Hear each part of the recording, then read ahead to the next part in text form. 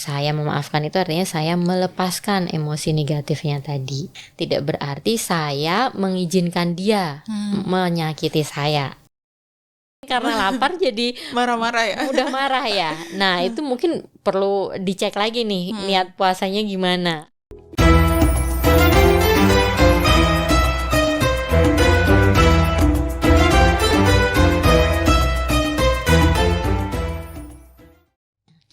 Assalamualaikum warahmatullahi wabarakatuh, Sobat MBH, apa kabar? Semoga lancar puasanya.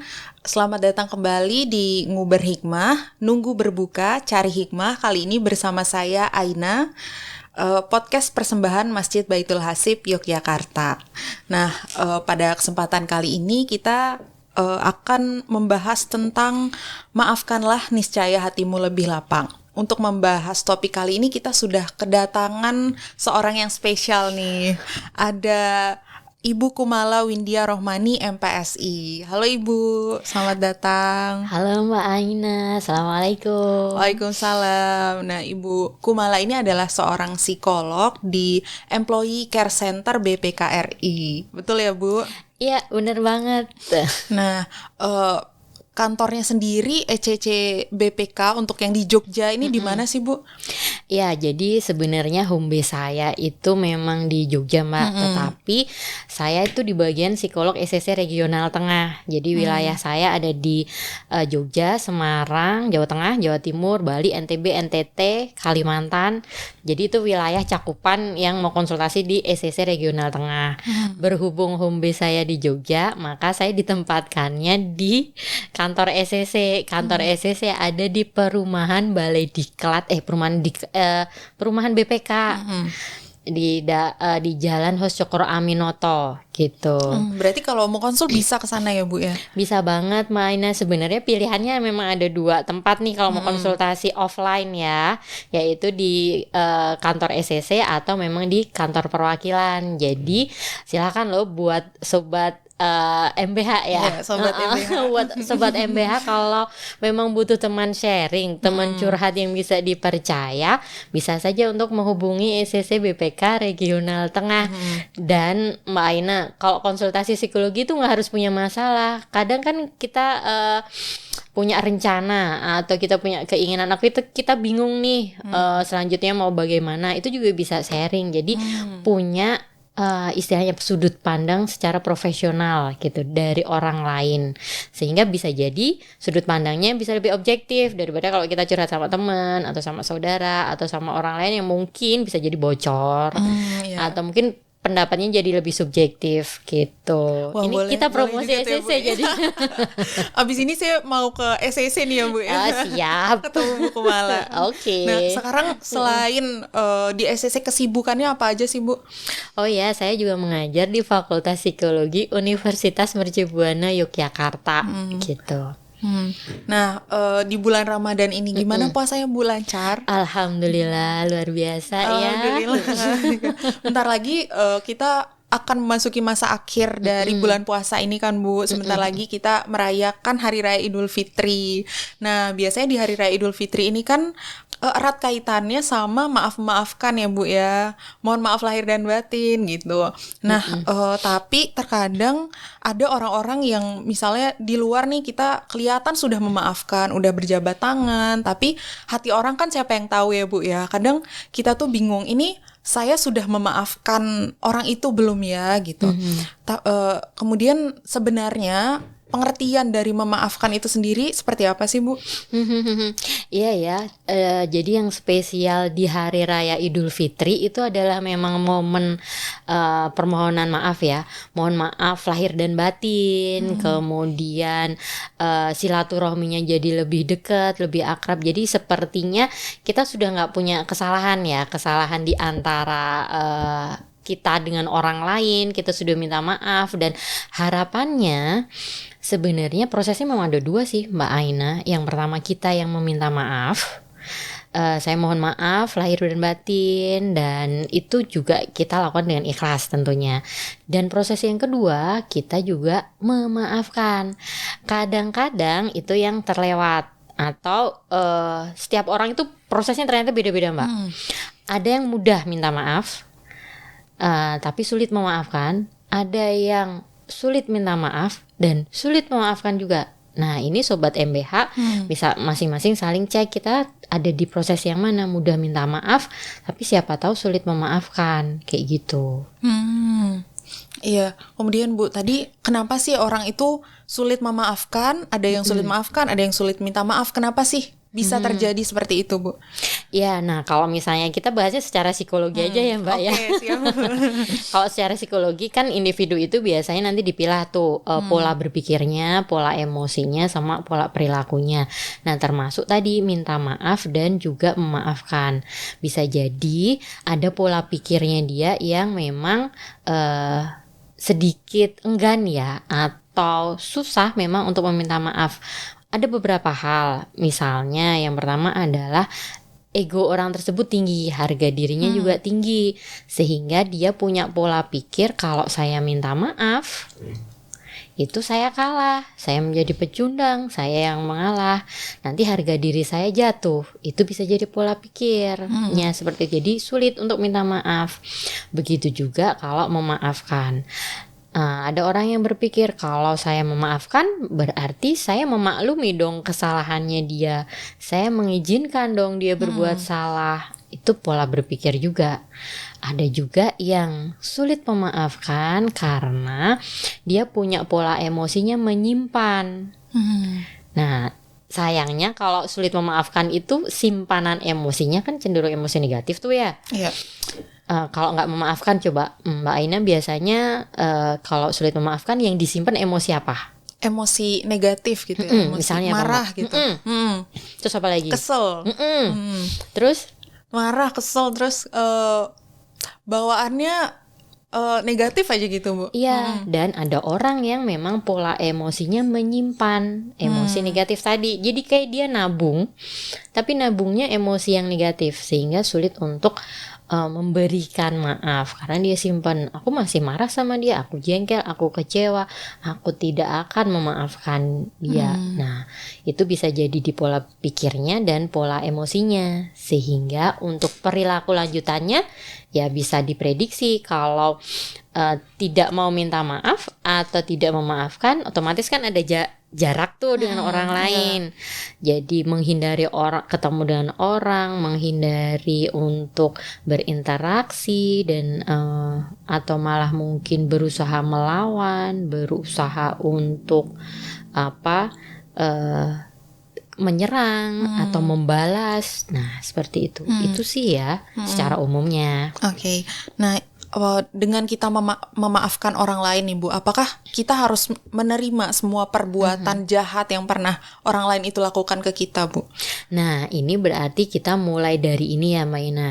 Dari sebenarnya memaafkan itu apa sih? Bener gak sih kalau memaafkan itu artinya apa tadi? Menerima semua perbuatan orang yang pernah menyakiti kita. Nah, itu berarti kita mulai dari memaafkan ya. Sebenarnya memaafkan itu untuk diri kita sendiri nih. Iya. Kita niatkan untuk memaafkan untuk diri kita sendiri, bukan untuk orang lain. Jadi di sini kita berusaha memilah dan memisahkan antara saya dan dia. Kita pakai dia gitu ya. Saya memaafkan dia. Artinya saya melepaskan emosi negatif saya akibat luka yang ditimbulkan oleh orang lain tadi, atau luka atau sakit hati atau emosi negatif atas kejadian yang tidak mengenakan. Jadi prosesnya tetap subjeknya adalah saya memaafkan. Saya memaafkan itu artinya saya melepaskan emosi negatifnya tadi. Dan itu berarti kalau tadi kita bicara tentang menyimpan emosi negatif, menabung, berarti itu melepaskan. Ya udah, tidak punya emosi negatif lagi. Tetapi itu tidak berarti saya mengizinkan dia menyakiti saya. Itu beda. Tidak sama artinya dengan saya mentolerir kesalahannya dia.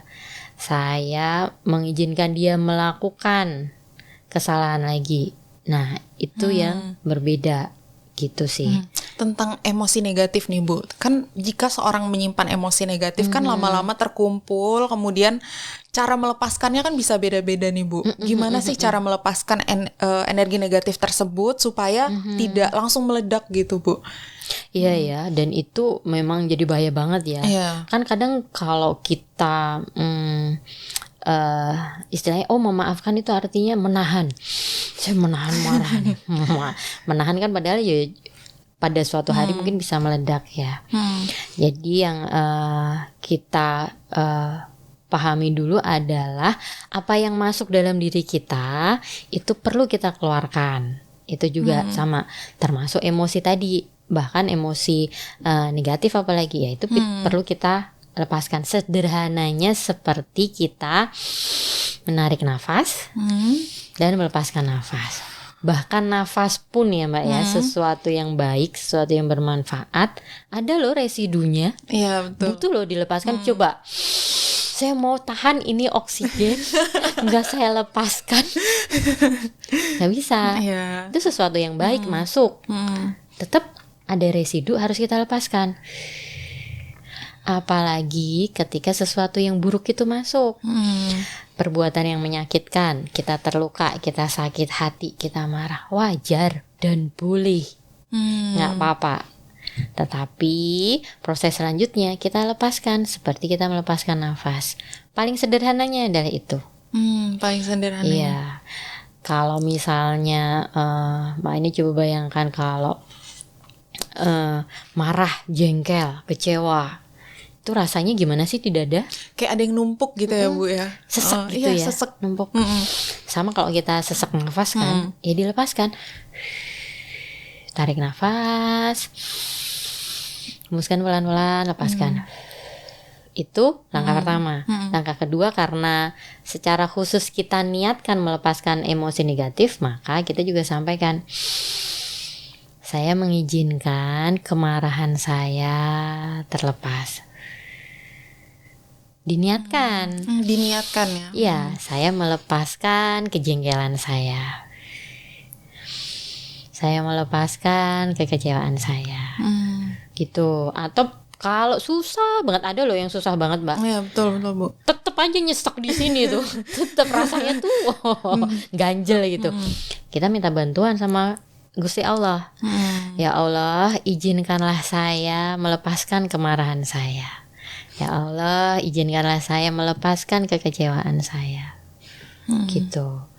Itu sih langkah sederhananya. Berarti benar ya Bu, kalau kita memaafkan orang lain itu hati kita jadi lebih lapang ya.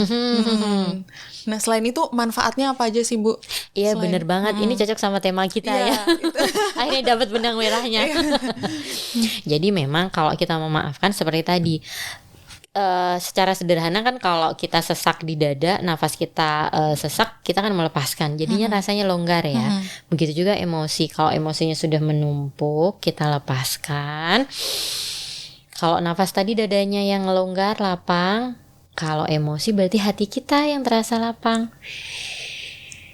Sebenarnya nggak cuma di hati juga, tapi juga di pikiran kita. Jadi kayak semacam ada space, ada ruang yang kosong di dalam pikiran kita, sehingga rasanya kita jadi lebih lega gitu. Enggak yang kemudian mikirin dia terus, mikirin kesalahan yang kemarin, mikirin kekecewaan kita, mikirin kegagalan kita mungkin. Ya itu kan lama-lama ternyata yang numpuk nggak cuma di emosi atau hati kita juga Mbak Aina, tapi juga di pikiran kita. Jadi berarti kita dengan memikirkan hal-hal negatif itu juga sebenarnya kurang tepat ya Bu ya. Itu sebenarnya juga harus dilepaskan ya Bu ya. Tapi misalnya kalau kekecewaan itu sudah terlalu dalam gitu ya Bu, kan nggak mudah. Butuh waktu yang lama gitu ya Bu ya. Bagi kita apakah itu nggak masalah, nggak harus kita langsung bisa melepaskan semua energi negatif yang ada di hati dan pikiran kita ya Bu ya. Idealnya berapa lama sih Bu setelah disakiti nih? Iya ya, setelah disakiti itu mau berapa lama ini menyimpan rasa sakit? Ya kan kalau kita pelajari di dalam hadis Nabi Muhammad SAW itu kan ada ya yang disampaikan bahwa maksimal kita bisa mendiamkan saudara kita itu 3 hari.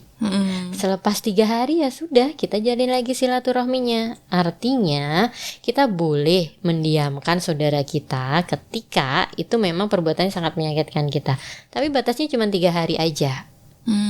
Setelah itu kita bisa memperbaiki hubungan lagi, kita bisa memaafkannya lagi, dan kita mulai lagi lembaran baru. Sebenarnya ideal banget, iya. Iya, ideal Tapi banget. kalau susah ya, Bu. ya 3 nggak hari. apa-apa. Kita yang menilai diri kita sendiri ya. Artinya itu batas 3 hari. Oke, tapi kita bisa negosiasi sama diri kita sendiri. Jadi ada tuh yang namanya skala memaafkan, Mbak. Tergantung kesalahannya. Jadi ini juga termasuk pola berpikir kita ya. Kita menilai kesalahan dia sebenarnya di level apa sih?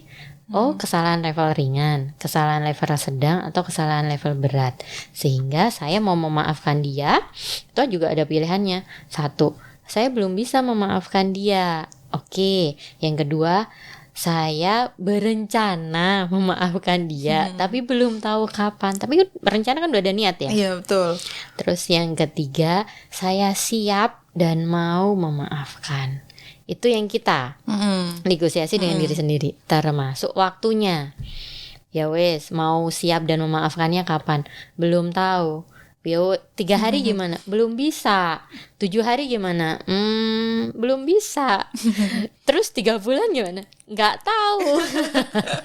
Nah biasanya negosiasinya juga gitu. Ya udah 3 hari deh. Kalau belum bisa nanti diproses lagi ya 3 hari lagi. Tapi yang paling penting kita tahu bahwa ada gradasi yang semakin menurun. Kita udah niatkan. Ya Allah, izinkan saya berproses memaafkan dia perlahan-lahan. Dari yang kemarahan saya tingkat tinggi, kemarahan tingkat dewa nih, terus habis itu saya turunkan. Kecewanya sangat kecewa, terus turunkan. Jadi prosesnya seperti itu, dan enggak apa-apa. Kecuali nanti kok udah bertahun-tahun. Hati-hati Mbak Aina, kalau udah bertahun-tahun, udah jangka waktunya lama, karena emosi negatif tadi, kemarahan, kebencian, kejengkelan, bahkan mungkin menjadi dendam, itu kita simpan tidak hanya di dalam pikiran, di dalam hati, tapi juga di dalam badan. Kadang-kadang ada orang yang punya penyakit-penyakit yang itu ternyata berasal dari penyakit hati, karena masih ada kebencian di hatinya dia, sehingga itu kebenciannya tertanam juga di bagian tubuh tertentu yang lemah, sehingga ada sakit yang nggak sembuh-sembuh, hanya karena dia masih menyimpan dendam, kemarahan, kejengkelan, dan tidak bersedia atau belum bersedia melepaskannya. Itu yang kita hati-hati sekali gitu. Berarti kita memang punya waktu, tapi jangan terlalu lama juga ya, Bu ya. Ya secukupnya gitu ya. Iya, secukupnya. Kemudian selama waktu proses untuk memaafkan ini, Bu, apa sih, bagaimana sikap kita seharusnya sama orang yang pernah menyakiti kita ini? Apa kita menjaga jarak, atau bersikap biasa aja, atau berusaha untuk deket lagi? Itu gimana sih, Bu, seharusnya kita bersikap? Ya, dan kembali lagi ya, itu adalah pilihan ya Mbak Ina. Artinya kalau misalnya sikap, itu berarti kita harus menentukan, kita perlu menentukan standpointnya. Kita mau memilih yang mana. Biasanya sih saya ambilnya ada gradasinya. Yang pertama adalah sikap negatif. Sikap negatif itu ya menjauh, menghindar, bahkan mungkin melawan gitu, nggak apa-apa. Kemudian ada sikap netral. Netral itu tidak melakukan apa-apa. Yang penting saya tidak merasa disakiti, kayak gitu ya. Cukup saya tahu Anda memang orangnya seperti itu, saya tidak mau disakiti lagi, tetapi saya sedang berusaha melepaskan emosi negatif saya tadi, mengenolkan ya, istilahnya netral itu kan 0 ya biasanya. Atau yang bersikap positif. Nah ini yang harapannya 1 bulan puasa ini ya Mbak ya, kita bergeser nih, nggak hanya yang 0, tidak hanya yang beranjak dari yang sikap negatif tadi ke 0 netral, tapi kemudian kita bergerak ke arah positif. Kita berusaha menjalin silaturahmi lagi, memperbaiki hubungan lagi, pelan-pelan menjalin interaksi. Tetapi sekali lagi itu tetap tergantung kesalahannya ya Mbak ya. Misalnya gini nih, kalau misalnya kesalahannya termasuk yang ringan sedang, itu nggak apa-apa, kita bergeser ke arah yang menjalin hubungan yang positif. Tetapi ketika misalnya itu kaitannya dengan kekerasan atau kemudian kaitannya dengan sesuatu yang mengancam keselamatan kita, ya lebih baik kita menghindar atau menjauh. Karena bisa jadi kita belum bisa melindungi keselamatan kita sendiri. Kalau kita mendekat menjalin silaturahmi sementara kita belum cukup kuat melindungi diri, bisa lagi kita diserang lagi gitu. Jadi tetap kembali kita melihat mana bagian yang lebih baik yang kita bisa lakukan gitu. Kemudian Bu, kalau misalnya kita pengen berjarak dulu nih sama orang tersebut, tapi kita nih ketemunya tiap hari gitu sama orang ini, itu gimana Bu? Iya itu susah banget ya kalau itu ya. Pengennya sih netral, tapi kalau tiap hari ketemu, wah itu bisa jadi kita terpancing lagi ya. Yang pertamanya proses memaafkannya berjalan dengan baik karena tidak ketemu, tetapi kalau setiap hari ketemu berarti nanti bisa muncul lagi. Nah itu berarti kita yang menguatkan niat. Kembali lagi itu adalah pilihan. Dan berarti kita juga bicara dengan diri sendiri. Kita menguatkan diri kita bahwa ya saya memilih memaafkan dia. Tapi saya belum bisa melupakan dia. Misalnya itu kan sebuah niat ya. Dari yang memilih dan melupakan. Kemudian kalau setiap hari ketemu, berarti ya saya setiap hari ketemu dia, saya siap untuk bersikap apa. Dan itu pilihan kita yang menentukan sendiri. Misalnya saya setiap hari bertemu dengan dia dan saya memilih bersikap tenang. Saya memilih bersikap sabar. Saya memilih mengabaikan dia. Misalnya saya memilih untuk lebih fokus pada hal-hal yang lain. Nah itu bisa jadi kekuatan kita ada di situ. Dan itu sikap juga kan sebenarnya. Kalau udah sikap itu juga bisa jadi mindset kita. Dan kalau tadi kan kita juga sudah memilih juga emosinya mau emosi apa. Pilihannya adalah marah, jengkel, kecewa tetap, atau saya memilih tetap tenang, stay cool, tersenyum. tetap tersenyum. Dan ya sudah, itu adalah pilihan emosi kita. Tetap enjoy bekerja, itu adalah pilihan kita. Dia mau melakukan apapun itu terserah dia. Itu masalah dia. Tapi saya punya pilihan untuk tetap berbahagia. Saya punya pilihan untuk tetap tenang, tetap fokus bekerja. Itu pilihan kita. Gitu. Itu sih Maya. Jadi meskipun hujan badai di belakang, tapi kita tetap tersenyum gitu. Iya. Karena setelah badai akan ada pelangi. Iya, ya. Ada bahasa ini Mbak Aina. Anjing menggonggong, kafilah tetap berlalu. Pernah punya tetangga yang punya anjing Mbak Aina? Oh pernah Bu, pernah. Kita lewat aja loh, nggak ngapa-ngapain, anjingnya tetap menggonggong. Kita loh ambil batu, dia tetap menggonggong juga. Iya, kita lari terbirit-birit, dia menggonggong. Jadi itu adalah bagiannya dia memang menggonggong. Apapun yang kita lakukan, apapun yang kita pilih, iya lakukan. Betul. Jadi kan kita punya pilihan, mau berjalan dengan tenang. Oh ada anjing ya lewat. Dia menggonggong. Pilihan yang kedua, wah aku ambil batu nih. Ini kan yang tipe menyerang ya, fight ya, menggonggong juga kok. Terus kita yang menghindar, flight, ya tetap juga dia menggonggong. Ya betul Bu, jadi keinget kita bisa ngontrol apa yang kita bisa lakuin dan kita nggak bisa ngontrol orang lain ya Bu ya. Ya termasuk memaafkan itu adalah pilihan kita dan ada dalam kontrol kita. Betul. Nah ini selanjutnya gimana nih Bu, kalau misalnya kita sudah maafkan orang ini tapi orang ini nyakitin kita lagi, udah kita maafin disakitin lagi, memaafkan itu ada batasnya nggak sih Bu? Iya kembali lagi kan memaafkan untuk diri kita sendiri ya sebenarnya. Jadi memang seperti tadi di awal saya sampaikan, kita memilih menjadi dua. Ya saya memaafkan Anda, saya memaafkan dia, tapi saya tidak mengizinkan dia menyakiti saya lagi. Itu dua hal yang berbeda.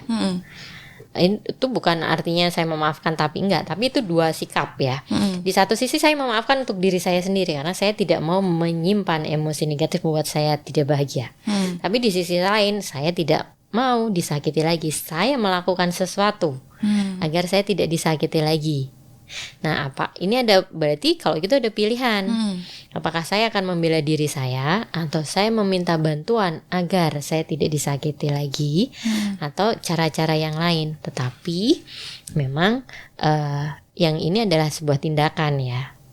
Saya memaafkan bukan berarti mengizinkan dia menyakiti saya. Berarti kalau saya tidak mau disakiti lagi, saya akan membela diri, saya mempertahankan diri, atau saya mencari bantuan agar ada orang yang melindungi saya. Nah gitu. ini ada kaitannya sama orang yang gak enakan gak sih Bu? Biasanya jadi ada orang yang nyakitin dia tetap nerima terus gitu. Jadi karena gak enakan gitu loh. Itu ngatasinnya gimana ya Bu? Iya ya, dan itu memang bisa jadi tipe kepribadiannya memang gak enakan ya. Berarti latihannya butuh latihan asertif Mbak Aina namanya. Itu apa Bu latihan asertif? Latihan asertif itu jadi kalau untuk sikap dan perilaku itu akan ada 3 ya. Satu, ada 4 sebenarnya. Satu pasif, diem aja gitu. Yang kedua itu agresif, menyerang. Oh, kalau kamu menyerang lagi, tak bales. Kalau kamu menyakiti lagi, aku tak sakitin juga. Emang aku nggak bisa bales. Itu yang tipe agresif. Tapi yang pasif tuh yang nyerah, pasrah, diem aja. Satunya agresif. Satunya pasif agresif, nggak menyerang langsung, tapi menyerangnya lewat belakang atau tidak menyampaikan langsung tapi menyampaikannya ke orang lain. Jadi nggak berani menyampaikan langsung bahwa saya keberatan, saya tidak suka dan tolong jangan lakukan lagi. Nah, yang keempat yang terakhir ini yang asertif tadi, harapannya kalau kita memang tidak suka ya kita sampaikan gitu.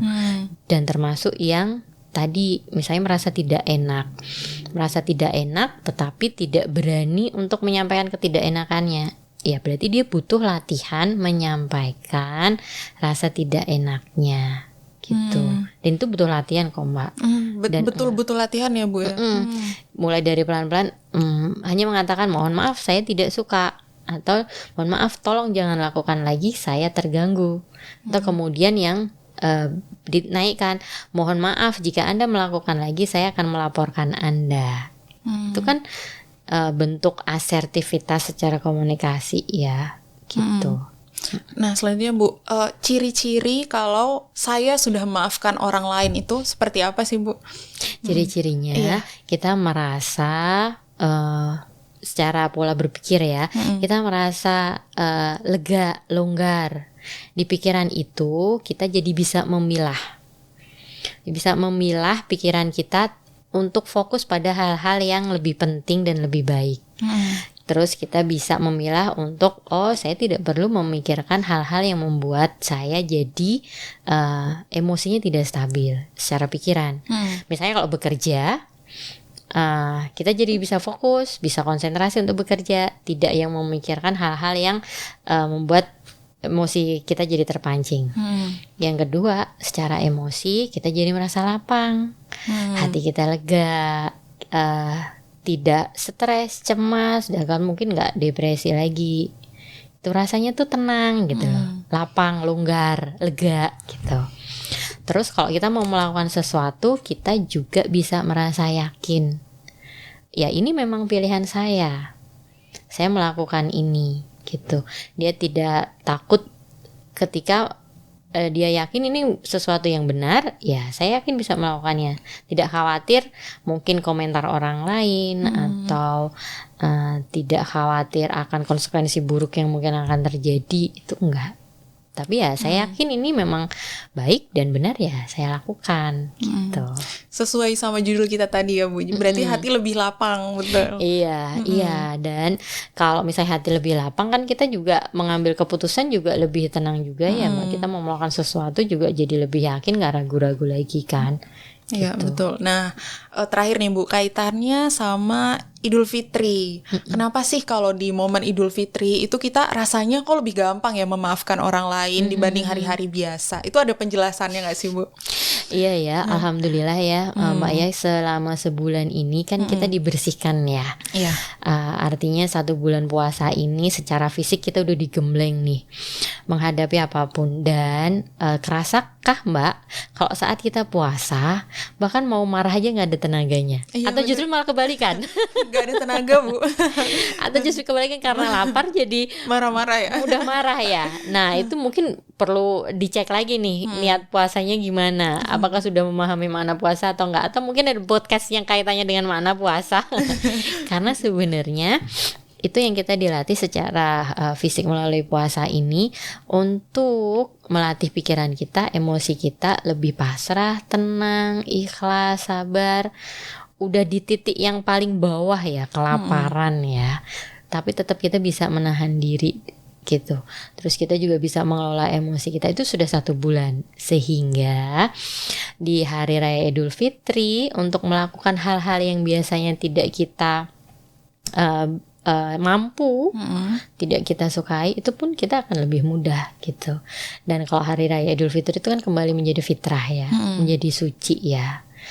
Kalaupun misalnya kita udah melewati berbagai macam tantangan di bulan Ramadan, kita kembali fitri, kembali fitrah, kita juga bisa menerima kesalahan orang lain, menerima ketidaksempurnaan orang lain, sehingga untuk memaafkan juga akan lebih mudah. Wah, mantap sekali, Bu. Ini udah dapat ilmunya untuk memaafkan, jadi lebih mantap buat memaafkan di hari Idul Fitri nanti. Insya Allah ya, Insya Mbak ya. Allah. Sudah siap ya. Oke, seru sekali nih, saya dapat insight banyak dengan ngobrol sama Bu Kumala. Terima kasih, Bu Kumala. Sama-sama, Mbak Aina. Nanti mungkin saya bisa mengunjungi Bu Kumala di kantornya di ECC ya, Bu ya. Siap banget.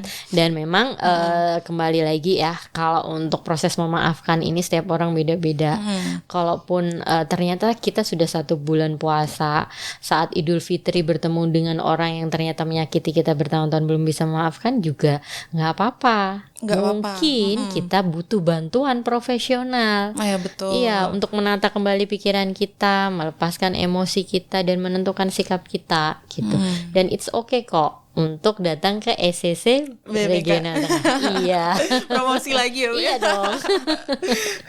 Baik, terima kasih Sobat MBH yang sudah menyaksikan podcast Nguber Hikmah bersama Ibu Kumala pada kesempatan kali ini. Semoga di hari Idul Fitri nanti bisa memaafkan sehingga hatinya bisa lebih lapang. Terima kasih Bu Kumala sudah hadir di podcast Masjid Baitul Hasib. Semoga kedepannya kita bisa lebih sering ketemu lagi ya, Bu ya. Bisa ngobrol-ngobrol sama Bu Kumala. Siap, terima kasih Mbak Aina. Terima kasih. Sekian, semoga kita bisa bertemu di kesempatan lainnya. Wassalamualaikum warahmatullahi wabarakatuh.